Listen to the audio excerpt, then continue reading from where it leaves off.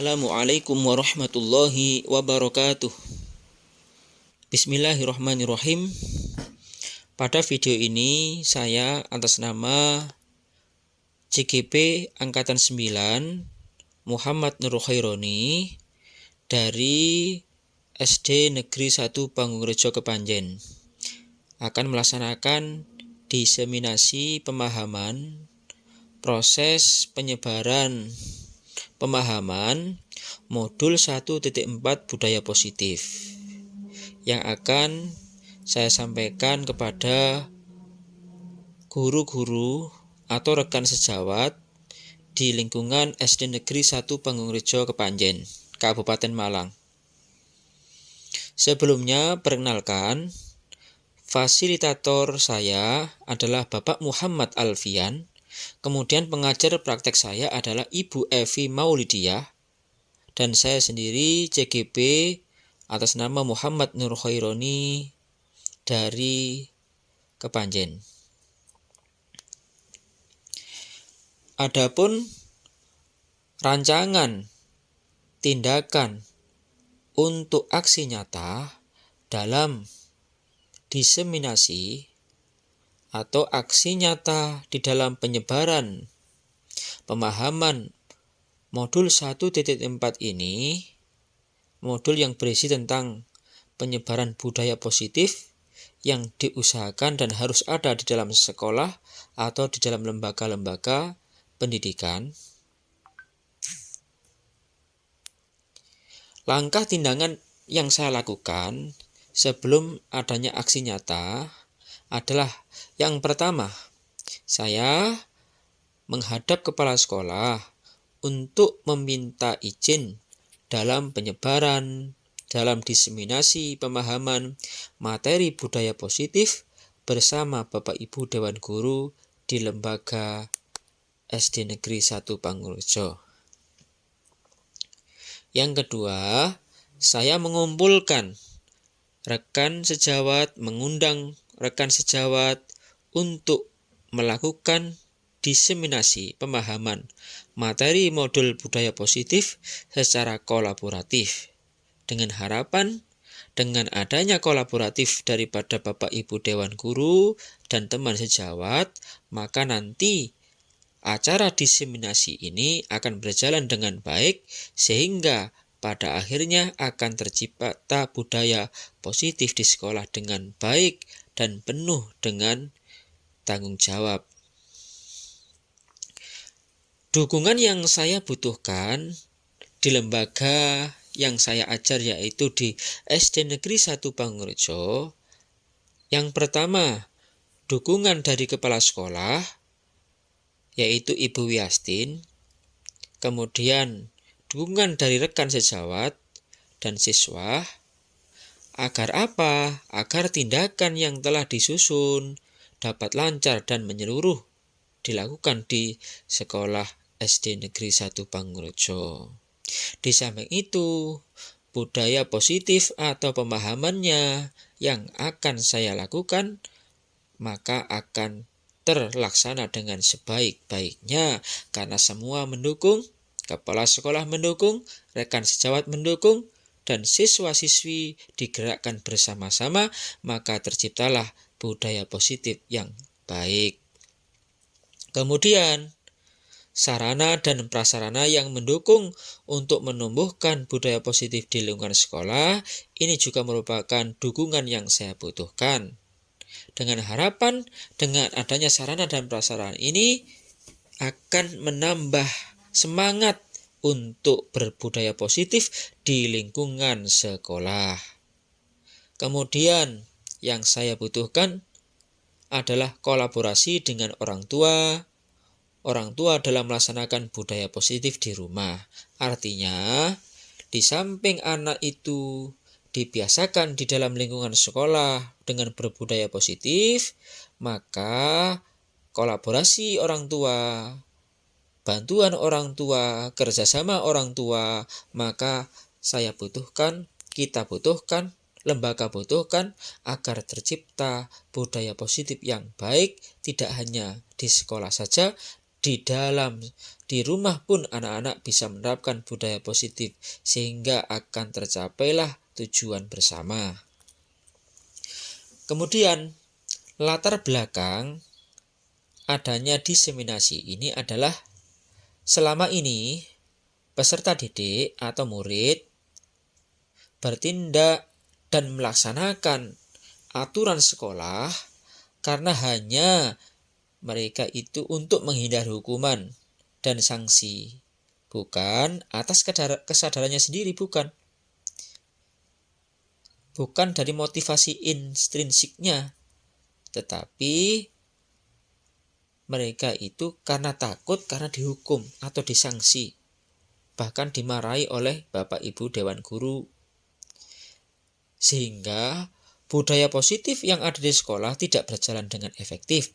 Maka dengan latar belakang inilah, maka perlu adanya diseminasi budaya positif di dalam pembelajaran yang saya sebagai CGP telah terima di dalam modul atau di dalam lokakarya yang telah dilakukan sebelumnya.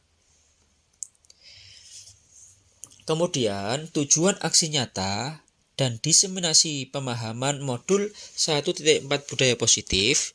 Yang pertama, menyebarkan pemahaman kepada Bapak Ibu Dewan Guru di lembaga atau di sekolah yang CGP tempati.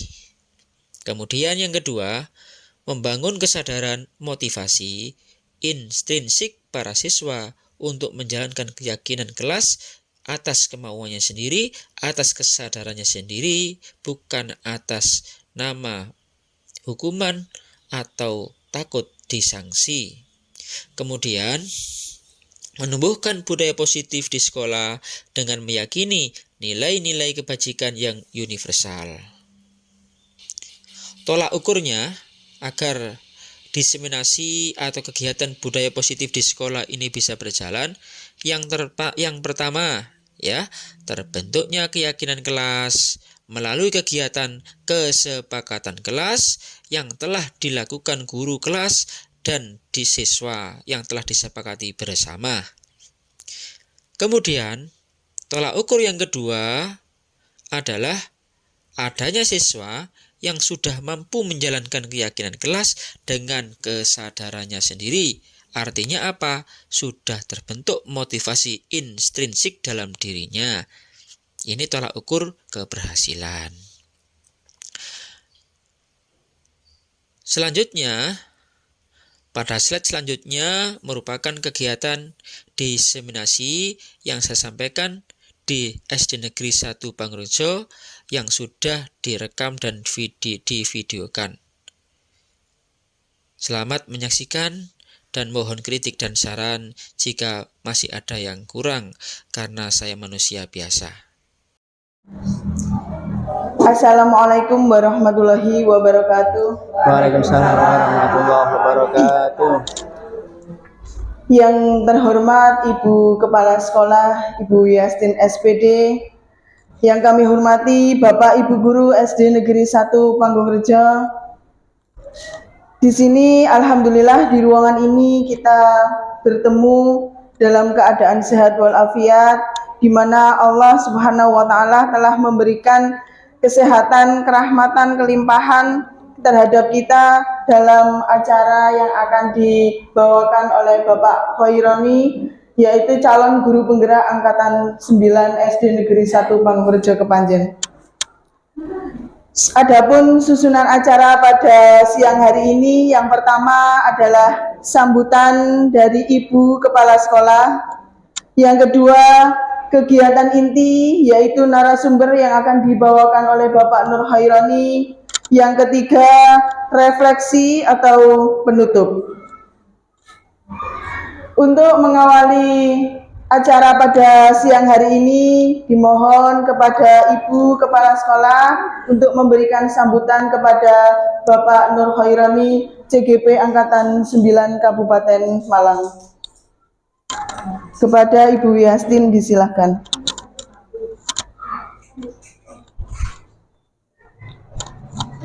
Assalamualaikum warahmatullahi wabarakatuh. Waalaikumsalam warahmatullahi wabarakatuh. Saya ulang Ibu, suara saya mungkin dalam. Kita suaranya kurang. Assalamualaikum warahmatullahi wabarakatuh. Waalaikumsalam warahmatullahi wabarakatuh.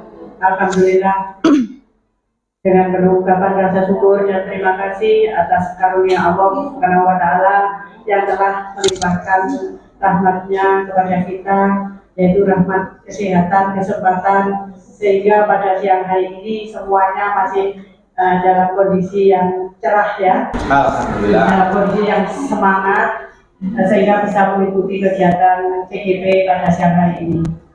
Sholawat dan salam senantiasa terlimpahkan kepada junjungan Nabi besar Muhammad Shallallahu Alaihi Wasallam sebagai uswatun hasanah, sebagai suri tauladan bagi umatnya.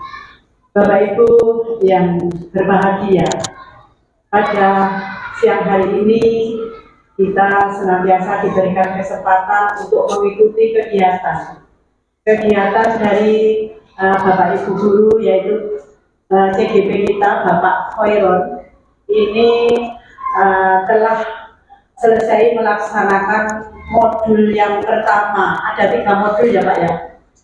Kemudian dari kegiatan dari modul pertama ini Bapak Khairul ini mensosialisasikan modul 1.4 dengan temanya budaya positif. Alhamdulillah, dengan kegiatan ini tentunya ini menambah wawasan, menambah pengalaman, utamanya Bapak Ibu guru yang ada di SD Negeri 1 Pangurjo dalam melaksanakan kegiatan mengajar, karena kegiatan belajar mengajar itu tidak hanya terfokus pada materi saja. Sebelum saya lanjutkan, saya ucapkan terima kasih dan selamat kepada para CGP yang ada di Pangurjo 1. Saya selaku kepala sekolah merasa bersyukur sekali karena di sini ada 5 guru kami yang 1 telah lulus mengikuti CGP, yang 3 dalam proses pendidikan CGP, yang 1 ini masih taraf nanti wawancara sudah selesai ya Bu ya? Belum. Oh, persiapan untuk wawancara. Mudah-mudahan yang CGP angkatan ke-10 ya, yang terakhir Bu Ida ini nanti bisa lulus lancar dan diberi kemudahan. Dan selanjutnya bagi Bapak Ibu yang belum, ini supaya siap-siap ya Bu ya, mengikuti karena ini akan dibuka CGP angkatan 11. Ini alhamdulillah kotanya ini luar biasa. Mari kesempatan ini kita manfaatkan. Tidak untungnya. Semua itu membawa manfaat yang luar biasa dalam dunia pendidikan. Begitu ada CGP di sekolah kami, jelas dampaknya luar biasa. Perubahan yang ada di sini utamanya perubahan karakter pada diri siswa, perubahan karakter pada teman sebaya dan semuanya. Pembiasaan yang telah diterapkan oleh CGP yang ada di sekolah ini bisa merubah suasana menjadi lebih baik, sehingga anak-anak ini sudah terbiasa kalau mungkin nanti ada kegiatan yang mengarah kepada kreativitas anak, inovatif dari guru-guru ini, betul-betul ini bisa menjaring anak menjadi anak yang prestasi dan anak-anak yang hebat seperti Bapak Ibu guru. CGP adalah guru-guru yang hebat. Untuk itu mari kita mendoakan Bapak Ibu guru yang sekarang sedang mengikuti proses ini senantiasa diberikan kemudian kelancaran hingga akhirnya nanti bisa panen karya ya Pak ya. Diakhiri dengan panen karya di modul ketiga. Alhamdulillah. Dari SD Negeri 1 Talangagung Pangurjo ini senantiasa bekerjasama dengan Bapak Ibu wali siswa, stakeholder dari keluarga besar SD Negeri 1 Pangurjo. Semua melibatkan masyarakat. Jadi kegiatan yang ada di sini, utamanya kegiatan Bapak Ibu CGP ini selalu berkolaborasi dengan Bapak Ibu wali siswa. Hasil-hasil karya ini tidak bisa dikerjakan CGP sendiri tanpa bekerja sama dengan semua warga yang ada di sekolah. Alhamdulillah semuanya saling mendukung, sehingga di sini merasa tidak keberatan. Walaupun ada 5 guru yang mengikuti CGP, kenyataannya kegiatan belajar mengajar tetap berjalan lancar. Karena apa? Kegiatan CGP ini dikerjakan setelah jam KBM. Pukul 12.30 baru CGP itu mulai mengikuti mengerjakan tugas-tugasnya. Bahkan ada yang bekerja di sekolah ini tidak pulang mengerjakannya sampai maghrib ada di sini. Terima kasih kepada yang sudah semangat, dan di sini guru-guru kita ini juga ada yang Bapak Ibu gurunya itu yang senior, walaupun senior tetap mendukung Bapak Sumbowo, Bu Endang, Bu Anis, ini saling mensupport.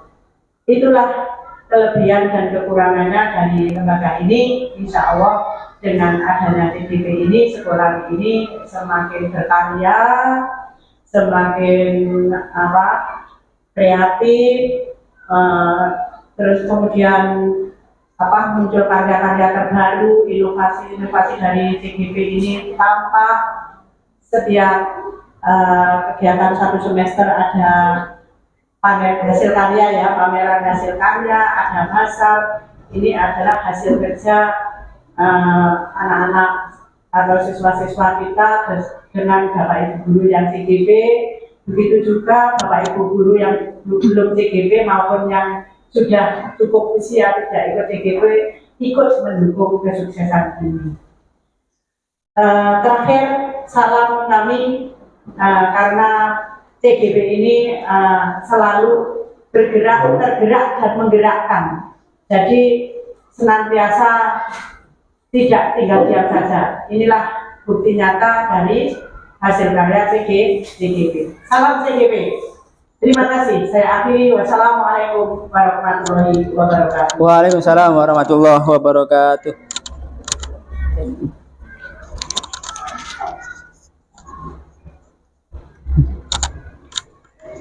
Demikian sambutan yang diberikan oleh Ibu Kepala Sekolah.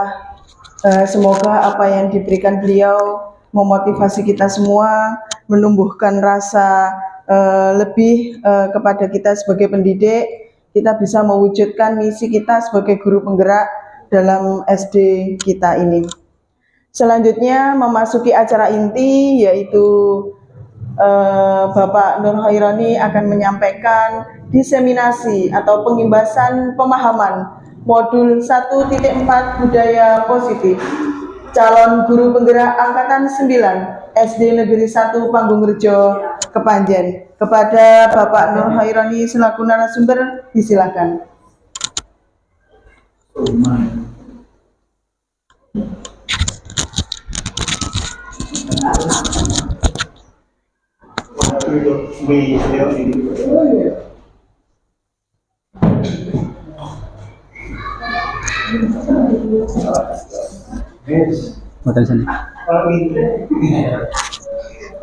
Assalamualaikum warahmatullahi wabarakatuh. Waalaikumsalam warahmatullahi wabarakatuh. Alhamdulillahirabbil alamin. Alhamdulillahilladzi an'ama alaina bi ni'matil iman wal islam. Allahumma shalli ala Muhammad walhamdulillahirabbil alamin. Amma ba'du. Yang terhormat Ibu Kepala Sekolah, Ibu Yastin, yang terhormat guru-guru senior, guru-guru muda yang semangat. Mudah-mudahan semuanya sehat selalu, semangat selalu. Amin Allahumma amin.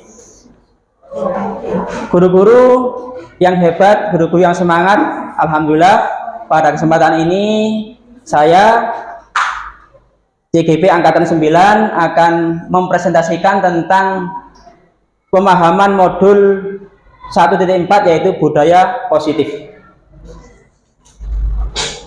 Dengan ucapan bismillahirrahmanirrahim, sebelumnya mari kita menyanyikan yaitu bernyanyi yaitu lagu Guruku Tersayang sebagai bentuk hadiah pada guru-guru yang hebat.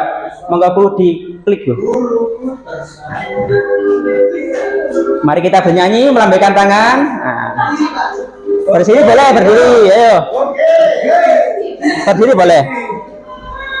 Berdiri guruku tersayang. Yang Bu Yusi kelihatan. Matahari bersinar, ku gendong tas merahku di pundak. Selamat pagi semua, ku nantikan dirimu di depan kelasmu. Menantikan kami, guruku tersayang, guruku tercinta. Tanpamu apa jadinya aku?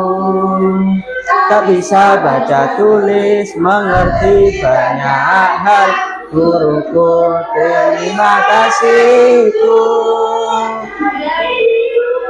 Kadang buatmu marah, namun segalanya kau berikan.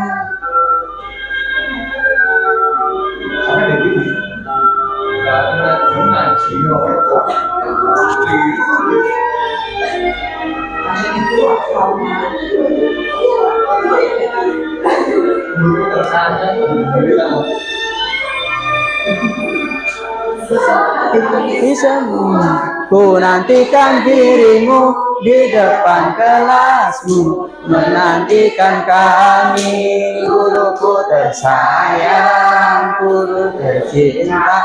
Tanpamu apa jadinya aku? Tak bisa mengerti banyak hal. Guruku, terima kasihku. Diriku kadang buatmu marah, namun segala maaf kau berikan. Guruku tersayang, guru tercinta. Aku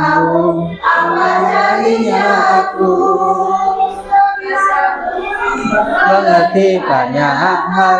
Guruku, terima kasihku. Yang guruku tercinta, namamu apa jadinya aku? Tak bisa baca tulis, mengerti banyak hal. Guruku, terima kasihku.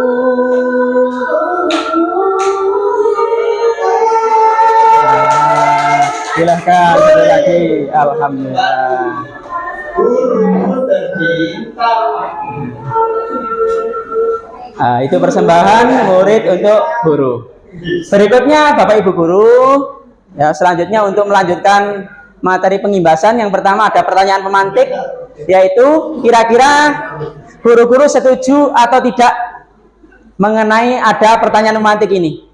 Silakan dijawab dalam hati atau bisa diungkapkan. Hukuman dapat mendisiplinkan anak, kira-kira setuju atau tidak?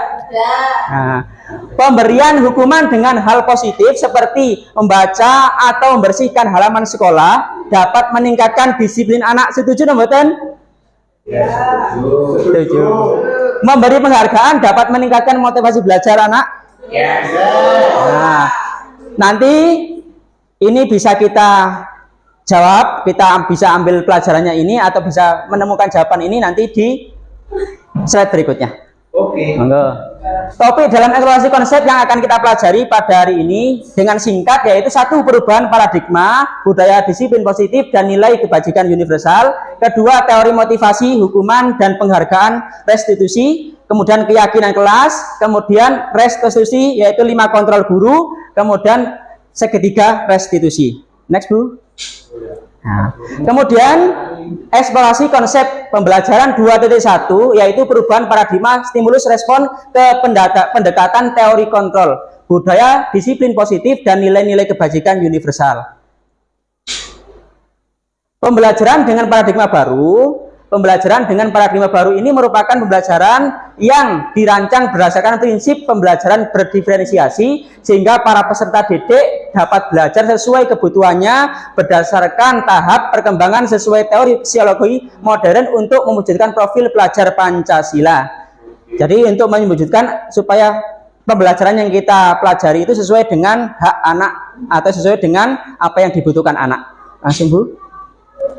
Kemudian perubahan paradigma, ya, kegiatan kepalan tangan. Ya Pak, ya Bapak Ibu mungkin di bangkuannya masing-masing saja. Silahkan nanti masing-masing mengepalkan tangan dan mengambil, ya ibaratkan di situ, ya silahkan diambil ada kertas, ya jika saja kertas atau tisu, silahkan diambil, ya kemudian nanti tisu atau kertas itu berisi tentang mungkin suatu rahasia yang tidak mungkin panjenengan bisa sampaikan pada seseorang.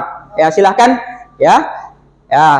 Kemudian teman yang satunya mau mengambil mengetahui rahasia itu, ya mau mengetahui rahasia itu, ya silahkan. Kira-kira bisa apa tidak untuk mendapatkan apa namanya rahasia daripada teman yang ada di sampingnya yang mengepal tangan tersebut. Coba Bu, nyoba Bu Devi, Bu Alfi, nyoba kepalan tangan, ya kelihatan saja, ya kepalan tangan, ya sudah. Nyoba diambil dengan rayuan, dengan atau tipuan, dengan apapun, dengan intimidasi dan sebagainya, silahkan dicoba.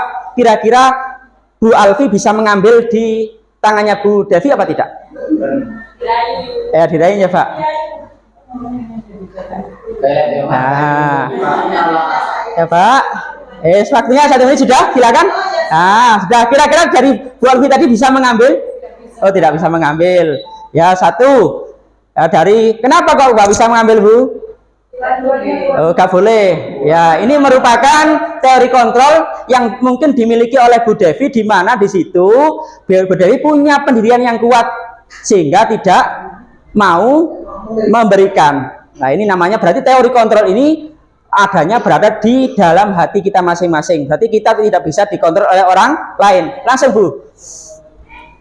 Nah, kemudian miskonsepsi tentang teori kontrol. Miskonsepsi itu adalah suatu cara pandang yang salah tentang ilusi guru mengontrol murid. Ya, guru sebenarnya tidak bisa mengontrol murid. Kemudian ilusi bahwa orang dewasa berhak untuk memaksa. Ya, guru atau orang dewasa itu sebenarnya tidak bisa memaksa anak, karena anak itu aslinya adalah punya pendirian sendiri atau punya teori kontrol sendiri. Langsung Bu. Nah, mengubah paradigma stimulus respon pendekatan teori kontrol. Yang pertama, bedanya stimulus respon atau teori kontrol. Kalau stimulus respon itu adalah realitas kebutuhan kita sama, kalau teori kontrol realitas kebutuhan kita berbeda. Nah, ini. Kemudian stimulus respon semua orang melihat hal yang sama. Teori kontrol setiap orang memiliki gambaran yang berbeda. Dari di sini dapat berbeda sekali. Kalau teori kontrol itu adalah menunjukkan sesuatu hal yang berbeda dengan apa yang menjadi kebutuhannya. Kemudian ada model berpikir di sana itu untuk kebebasan, di mana di situ adalah teori kontrol. Kemudian disiplin positif. Disiplin positif merupakan salah satu cara penerapan disiplin yang bertujuan untuk menumbuhkan kesadaran serta memberdayakan peserta didik tanpa imbalan atau penghargaan, reward, ancaman atau hukuman. Nah, ini tadi Bu, ya tadi ada pertanyaan pemantik di mana apakah hukuman itu bisa menenteramkan atau bisa mendisiplinkan anak. Ternyata di sini kalau disiplin positif yang bagus adalah ternyata adalah sesuai dengan menumbuhkan kesadaran daripada anak itu sendiri, yaitu tanpa imbalan penghargaan atau ancaman atau hukuman. Langsung Bu. Kemudian nilai-nilai kebajikan, nilai yang disepakati bersama lepas dari suku, bangsa, agama, bahasa maupun latar belakang. Di antaranya nilai kebajikan adalah yang ada pada profil pelajar Pancasila, beriman dan bertakwa kepada Tuhan Yang Maha Esa dan berakhlak mulia, berkebinekaan global, gotong royong, mandiri, kreatif dan bernalar kritis. Ini diantaranya adalah contoh nilai kebajikan. Kemudian next. Nah, yang kedua, eksplorasi konsep tentang pembelajaran, teori motivasi, hukuman dan penghargaan restitusi. Teori motivasi itu ada 3, ada motivasi eksternal, dan motivasi internal atau intrinsik. Jadi ada 2 motivasi, ya. Maaf, ada motivasi internal, ada motivasi eksternal. Internal bisa disebut intrinsik, ya, yang datang dari diri kita sendiri. Nah, kalau motivasi eksternal datangnya dari luar. Ini, lanjut Bu. Nah, menurut Ki Haji Dewantoro, merdeka itu adalah artinya tidak hanya terlepas dari perintah, akan tapi juga cakap untuk memerintah diri sendiri. Artinya apa? Menumbuhkan motivasi intrinsik yang ada dalam diri kita sendiri atau diri anak itu. Bagaimana menumbuhkan motivasi intrinsik? Bagaimana anak itu sadar? Di antaranya nanti adalah tentang keyakinan kelas. Anak itu sadar untuk bisa berubah dengan sesuai dengan motivasi pada dirinya sendiri. Kemudian, nah, tadi kan dikatakan ada, apakah penghargaan itu merupakan salah satu hal yang baik untuk kita terapkan? Nah, ternyata di sini sesuai dengan ilmu yang kita pelajari, ternyata dihukum oleh penghargaan. Penghargaan itu apa sama dengan hukuman. Nah, bisa jadi mungkin guru-guru ada yang kurang sependapat, tapi di sini memang menurut ini pakar, ini bukan hal yang saya sampaikan, bukan hal yang baru atau bukan dari CGP sendiri, tapi adalah dari penelitian, yaitu pengaruh jangka pendek dan jangka panjang. Penghargaan itu memiliki pengaruh jangka pendek dan jangka panjang. Menjadi kecanduan atau ingin, kalau gak dihargai, kalau gak mendapatkan penghargaan, anak itu menjadi tidak mau mengerjakan atau yang lainnya. Langsung Bu. Kemudian dihukum oleh penghargaan. Ini penghargaan menurunkan kualitas sebenarnya. Penghargaan mematikan kreativitas, penghargaan mengurangi motivasi intrinsik, artinya motivasi yang tumbuh dari dirinya sendiri itu akan berkurang. Kemudian, nah ini hukuman, bedanya hukuman, konsekuensi, dan restitusi. Kalau hukuman tidak terencana tiba-tiba, langsung misalnya seketika itu langsung dihukum, itu namanya hukuman. Kalau konsekuensi terencana, disepakati sesuai dengan peraturan. Ini yang kita harapkan ya. Berarti kita ya seperti tadi Pak Kingsus ketika ada anak yang salah atau ada anak yang di lapangan tadi, itu kan ada kesepakatan dulu. Kalau kalian tidak sarapan, maka besok saya hukum. Berarti kan sudah ada kesepakatan. Berarti namanya konsekuensi. Artinya apa? Sudah terencana. Nah, ini yang kita harapkan, berarti sudah konsekuensi apa? Sesuatu yang sudah kita rencanakan. Nah, ini. Kemudian kalau restitusi, proses menciptakan kondisi bagi murid untuk memperbaiki kesalahan. Itu restitusi. Ya, langsung Bu.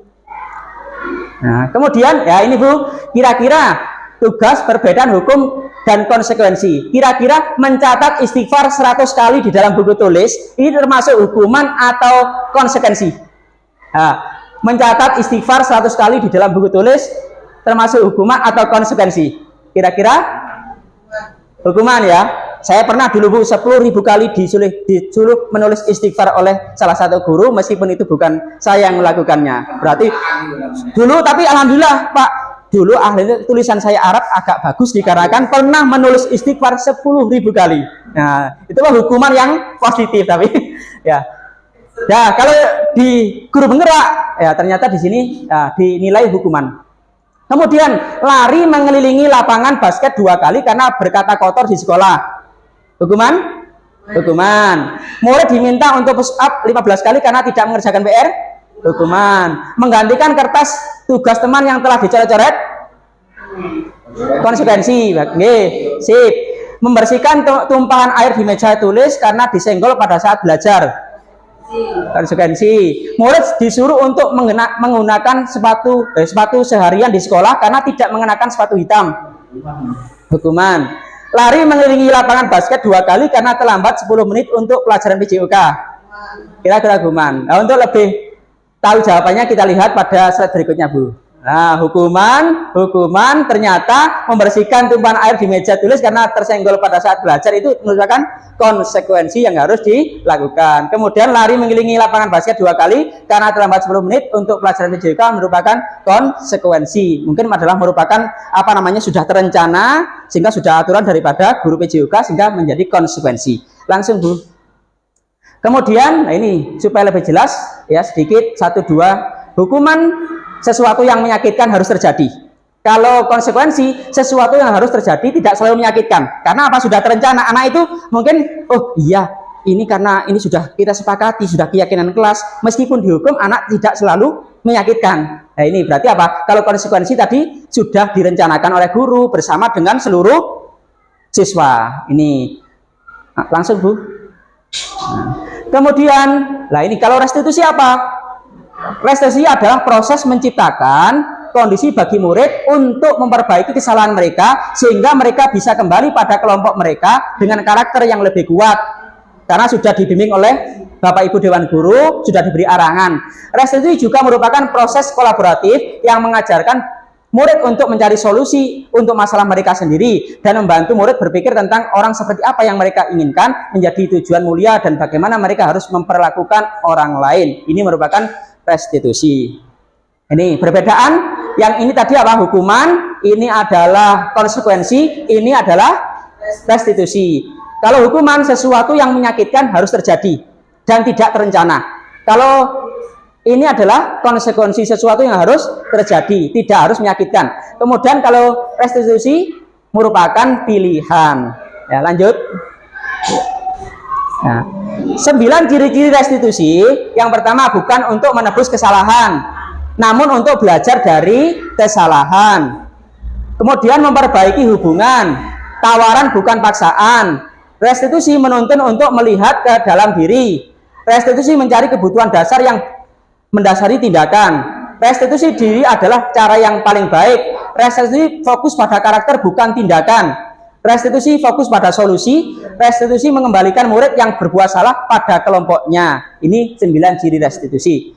Kemudian langsung pembelajaran ketiga tentang keyakinan kelas.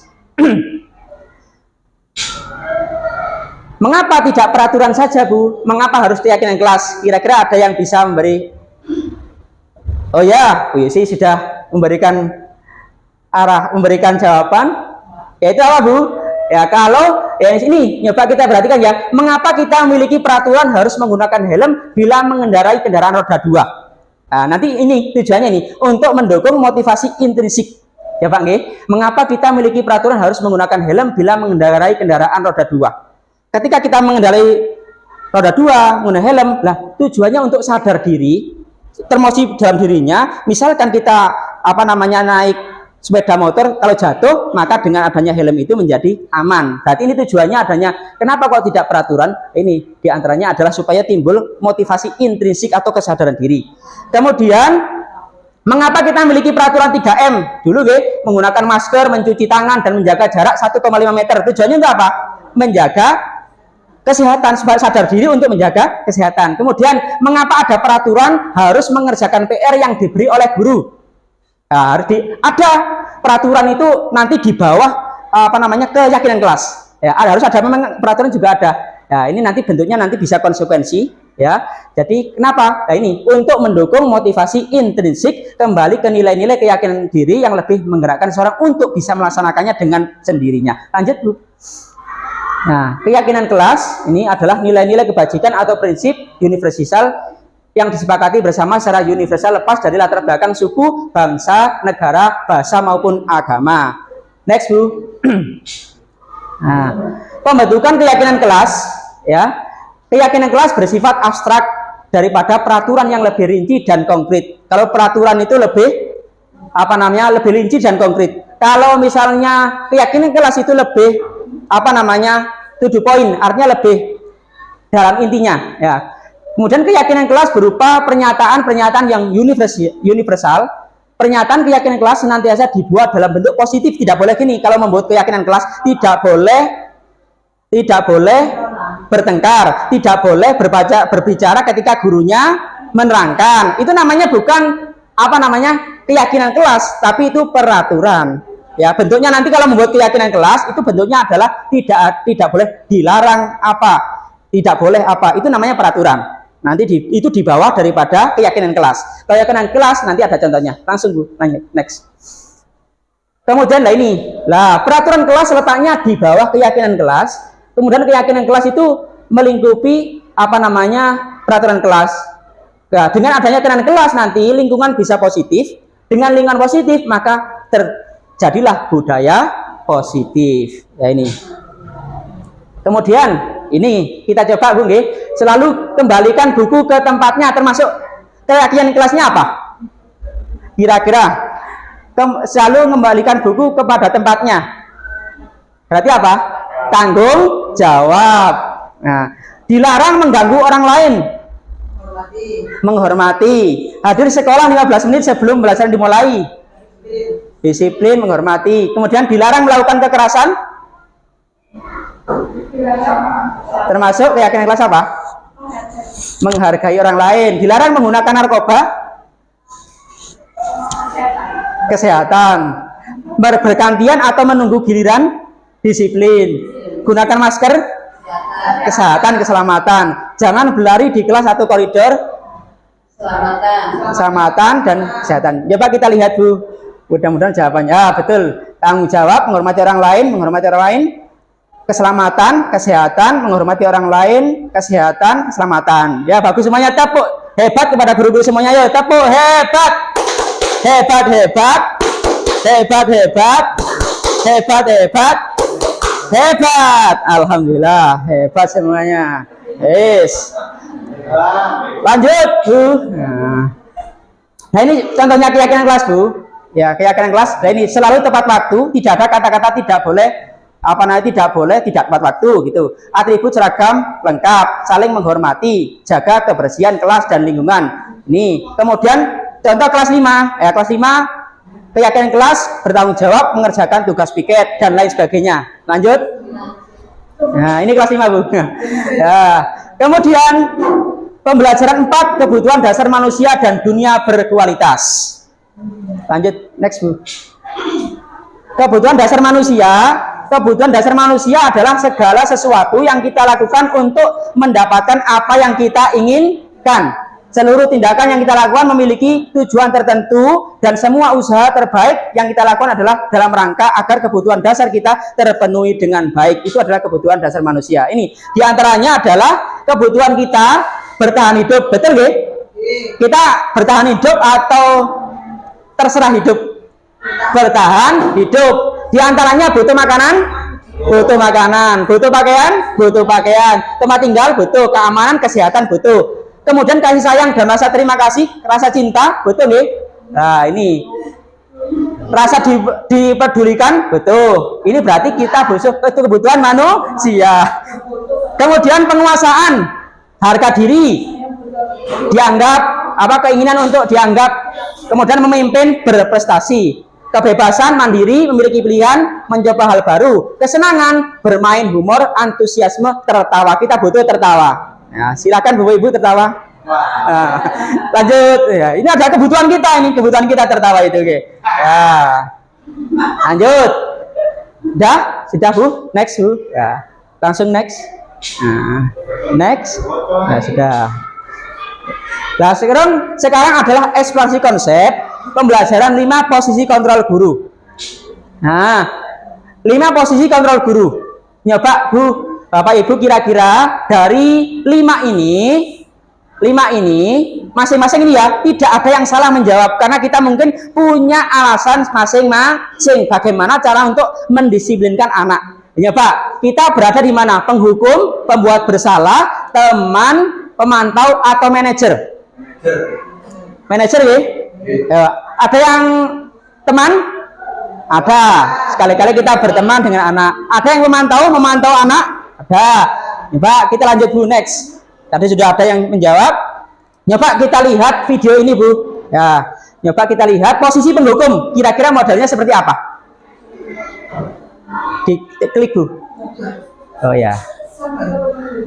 Ini ada namanya anak namanya Nuren.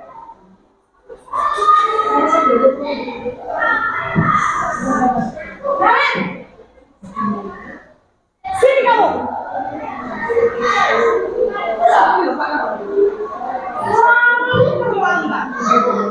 Kamu deh.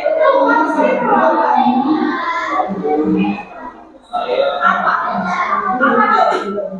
Alasan kamu apa lagi? Apa usia aku tidak malas sekali. Ya, seperti Bu Dahlia. Ya. Sudah berapa kali berulang? Sana, kamu punya makanan dari siapa? 2 kali. Kenapa? Berani-beraninya jawab. Sudah terlambat, masih berani jawab pula. Sekarang, ini makanan basket 5 kali saya. Biar kamu. Pergi sana makanan basket. Nah, ini karakter daripada penghukum adalah kata-katanya keras, kemudian apa namanya langsung seketika itu, ya. Dan ini menimbulkan anak itu, apalagi anak usia SMA, ya. Anak usia SMA itu biasanya apa namanya dia itu punya karakter pendendam. Sehingga ada ceritanya kemarin itu di mana itu akhirnya sampai melawan guru. Naudzubillah min dzalik. Ya untung kita itu SD. Ya, kalau SMA itu nanti karakternya adalah pendendam nanti apa namanya anak itu. Dan posisi pembuat merasa bersalah. Apakah ini bagus? Kita lihat.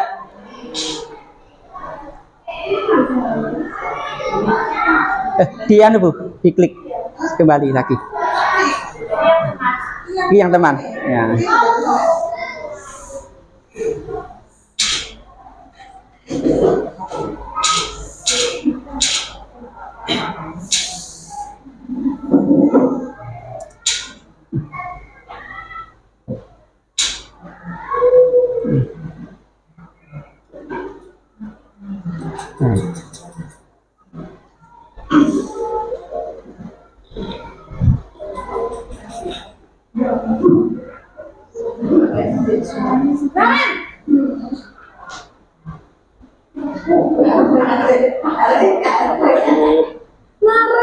Naren, kamu kenapa terlambat lagi, nak? Ya Tuhan, Naren. Ya, kalau kamu terlambat lagi, nanti ibu yang ditegur bapak kepala sekolah, nak. Disangka ibu tidak bisa membina kamu. Duh, gimana ini? Maaf Bu. Duh, Gusti Naren. Kamu suka ya kalau ibu ditegur bapak kepala sekolah? Terus, sekarang ibu harus tulis apa yang di buku absen? Ini kamu sudah sering terlambat loh. Ibu harus apa coba? Maaf Bu. Maaf sekali. Ya sudah, lain kali jangan bikin ibu susah lagi ya nak ya. Ibu tidak akan kuat lagi kalau kamu gini terus. Bisa jantungan kalau ibu. Maaf ya Bu. Maaf sekali. Nah, ini karakter daripada apa namanya nomor 2 yaitu merasa bersalah. Artinya apa anak itu merasa bersalah. Nah, ini merupakan juga kalau di Bagan itu merupakan identitas gagal, ya. Berarti bagaimana supaya kita itu ternyata tidak menimbulkan kekuatan karakter kepada anak, malah dia itu malah down. Itu sebenarnya gitu. Lanjut.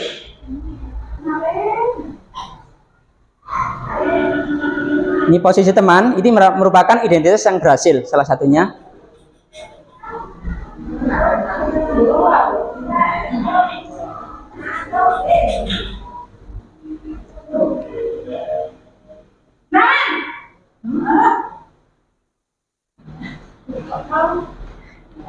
Selamat Ibu. Wah, sudah jam berapa ini nak? Terlambat lagi ya sayang. Iya Bu. Habis ibu saya lupa bangunkan saya Bu. Kamu malah menyalahkan ibu kamu. Kamu bukan anak yang larinya paling kencang. Kok terlambat sih? Iya Bu. Saya memang terlambat bangun tadi. Jadi biarpun saya lari kencang, tetap nggak kekejar Bu. Ya sudah sana. Nanti lain kali larinya lebih kencang lagi ya. Biar gak terlambat lagi. Bikin senang ibu. Dari ibu. Bisa kan? Bisa Bu. Ya sudah sama sekolah. Ibu beresin urusan absen kamu. Kamu ini ada-ada saja. Ya, kalau teman itu lebih akrab, menimbulkan suasana akrab kepada anak didik. Lanjut Bu. Kalau ini posisi pemantau atau monitor saja.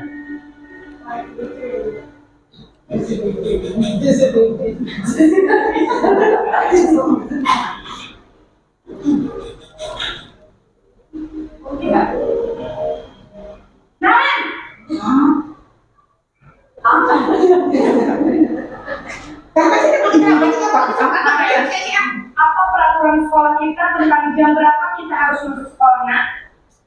Kita harus di sekolah jam 7 Bu.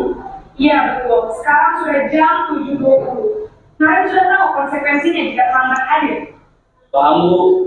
Saya harus tinggal kelas pas jam istirahat selama 20 menit Ya benar, konsekuensinya demikian. Jadi nanti jam 9.30 pas istirahat, kamu harus tinggal di kelas, kerjakan tugas tambahan untuk ketertinggalan kamu, ya. Baik Bu.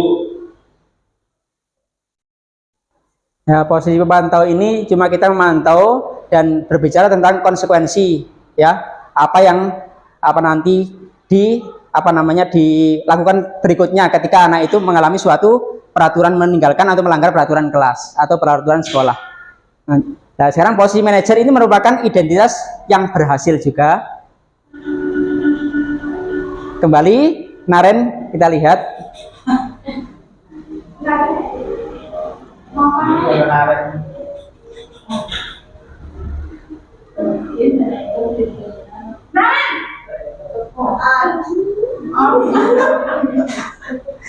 Selamat pagi Bu. Selamat pagi Naren. Maaf Bu, saya terlambat. Iya, sekolah masuknya jam 7, sekarang sudah jam 7.20. Jadi sekarang bagaimana ini Naren? Maaf Bu, saya lupa soal saya semalam. Baiklah, menurut kamu, keyakinan sekolah yang mana yang perlu kamu tingkatkan? Menghargai diri sendiri dan orang lain mungkin ya Bu. Setuju. Jadi, apakah Naren meyakini prinsip saling menghormati tersebut? Iya Bu, saya meyakininya. Apakah Naren bersedia memperbaiki masalah keterlambatan ini? Bersedia Bu. Bagaimana kalau memperbaiki masalah keterlambatan ini? Saya akan coba untuk tidak lupa menyetel alarm saya Bu. Baik, kalau Naren lupa menyetel alarm di rumah, ada orang yang kira-kira bisa bantu mengingatkan tidak? Ada Bu, kakak saya, Kak Emma. Ada lagi selain Kak Emma? Selain Kak Emma, ada ibu saya. Baik, jadi yang mengingatkan Naren adalah Kak Emma dan ibu kamu ya? Kira-kira akan mulai start alarm kapan nih Naren? Setelah pulang sekolah, akan segera saya lakukan. Baik. Bapak Ibu SD Negeri 1 Pangurajo, kita lanjutkan untuk materi berikutnya yaitu yang keenam, segitiga restitusi. Segitiga restitusi ini kita praktekkan ketika ada anak yang melanggar peraturan di dalam suatu kelas atau di dalam suatu sekolah. Adapun tahap-tahap segitiga restitusi adalah yang pertama menstabilkan identitas. Di antaranya guru berkata kepada muridnya, berbuat salah itu hal yang manusiawi, tidak ada manusia yang sempurna. Ini tujuannya kita stabilkan dulu kondisi anak, tidak langsung kita justifikasi atau kita salahkan. Dengan harapan anak itu nanti bisa menemukan jati dirinya. Kemudian yang kedua adalah validasi kebutuhan siswa atau validasi kesalahan yang dilakukan oleh siswa. Membantu murid dengan tujuan membantu murid mengenali basic kebutuhan dasar yang ingin dipenuhinya. Contohnya guru berkata kepada siswa, kamu bisa saja melakukan hal yang lebih buruk, tapi kamu tidak melakukannya kan? Kamu pasti punya alasan mengapa melakukannya. Nah, ini kita validasi kebutuhan atau kita validasi apa yang terjadi pada si anak dengan tujuan agar lebih menguatkan pada si anak untuk mengetahui apa yang ia butuhkan. Di antaranya lagi, nah, apakah kamu bisa melakukan dengan yang lebih baik besok lagi? Nah, kita tawarkan suatu solusi kepada si anak. Kemudian yang ketiga, yang terakhir dalam segitiga restitusi adalah menanyakan keyakinan. Anak melihat kesalahannya dihubungkan dengan norma sosial dan nilai-nilai yang mendasari manusia berinteraksi. Guru berkata, apa nilai yang kita percaya di kelas anak-anak atau di sekolah kita? Nilai-nilai universal apa yang telah kita sepakati? Kelas yang ideal itu seperti apa sih? Artinya kita hubungkan dengan kesepakatan yang pernah kita laksanakan di kelas, kesepakatan atau keyakinan kelas, termasuk keyakinan dan sebagainya itu tadi, sehingga paling tidak kalau kita mengetahui anak bersalah, maka sebelumnya kita buat kesepakatan kelas sehingga mereka melakukan kesalahan apa, di dalam kesepakatan kelas itu sudah ada bentuk sanksinya yang mereka tulis sendiri dan termasuk apa, tanggung jawab, konsekuensi, keyakinan dan sebagainya. Jadi saya kira itu Pak Khairon. Jadi mudah-mudahan juga ini di samping bermanfaat untuk Pak Khairon juga bermanfaat untuk kita semua. Terima kasih. Assalamualaikum warahmatullahi wabarakatuh. Assalamualaikum warahmatullahi wabarakatuh. Terima kasih Pak King atas refleksi yang telah disampaikannya. Ya, mudah-mudahan apa yang disampaikan tadi membawa kemanfaatan untuk kita semuanya dan membawa kesuksesan atau kelancaran di SD Negeri 1 Panggung Rejo. Amin Allahumma amin. Terima kasih Bapak Ibu guru yang telah hadir di dalam kegiatan pengimbasan modul 1.4 ini, dengan harapan mudah-mudahan apa yang saya lakukan nanti bisa lulus sampai selesai modul titik 3. Amin Allahumma amin. Sekali lagi terima kasih. Wassalamualaikum warahmatullahi wabarakatuh.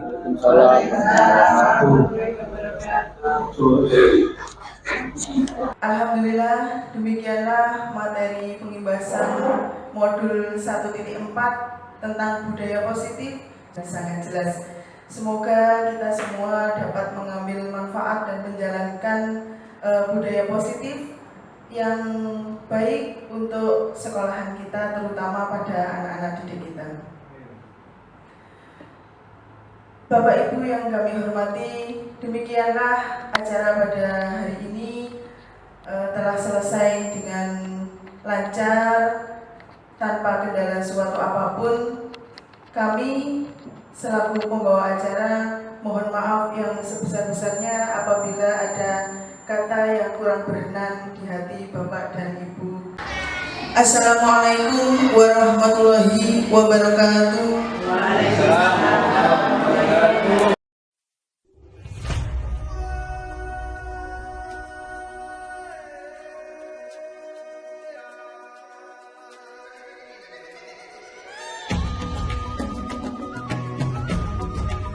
Assalamualaikum Pak. Salam, silahkan masuk. Ya, silahkan duduk dulu. Abidah, apa kamu tahu mengapa saya panggil kau ke sini? Mungkin kemarin saya tidak ikut kegiatan sholat zuhur di sekolah Pak. Oh, tepat sekali. Pasti kamu punya alasan yang menyebabkan kamu tidak ikut sholat berjamaah. Iya Pak, saya tidak membawa mukenah atau peralatan sholat. Jadi saya tidak ikut sholat berjamaah bersama teman-teman di sekolah. Oh begitu, saya yakin tidak ada siswa yang sempurna. Pasti siswa yang lain juga pernah lupa seperti kamu. Iya Pak, saya mohon maaf. Ya, kalau boleh tahu, kenapa kamu sampai lupa untuk membawa mukena? Karena ketika malam saya tidak aktif belajar sehingga saya tidak menyiapkan peralatan dan perlengkapan kegiatan besok di sekolah. Oh ya, Abidah, menurut kamu tindakan apa yang kamu lakukan itu apa sesuai dengan keyakinan kelas yang telah kita buat? Tidak sesuai Pak, apa yang saya lakukan itu salah dan melanggar keyakinan kelas yang telah kita buat bersama. Ya, ingatkah keyakinan kelas apa yang kamu langgar? Aktif belajar dan selalu mengikuti kegiatan sekolah. Oh ya, berarti sudah ingat ya kamu. Selanjutnya apa yang kamu lakukan? Saya akan ingat dan laksanakan keyakinan kelas itu dengan baik Pak. Oke. Apa yang akan kamu lakukan untuk memperbaiki kesalahan kamu? Saya akan berusaha belajar aktif Pak setiap malam, sehingga saya bisa menyiapkan buku dan peralatan yang diperlukan saat kegiatan pembelajaran di sekolah, termasuk membawa peralatan sholat, sehingga saya bisa mengikuti kegiatan sholat jamaah zuhur di sekolah. Ya, bagus. Alhamdulillah, Bapak akan menghargai usaha kamu. Tetap semangat, selalu ikut kegiatan sekolah. Insya Allah kamu menjadi anak yang sukses. Amin. Terima kasih Pak atas motivasi dan arahannya. Ya, sama-sama Abidah. Silakan bisa kembali ke kelas. Ya Pak. Wassalamualaikum. Salam.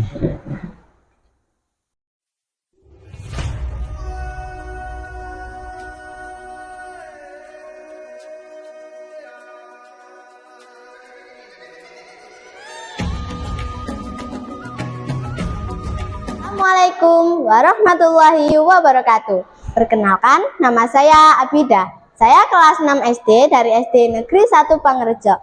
Saya telah melanggar keyakinan kelas, yaitu untuk aktif belajar dan selalu mengikuti kegiatan sekolah.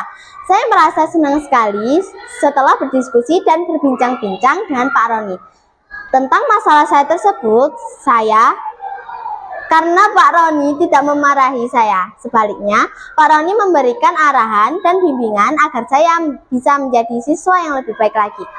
Saya merasa bersalah dan ingin merubah kesalahan saya tersebut menjadi positif dengan berusaha untuk aktif belajar dan selalu berusaha ikut kegiatan sekolah.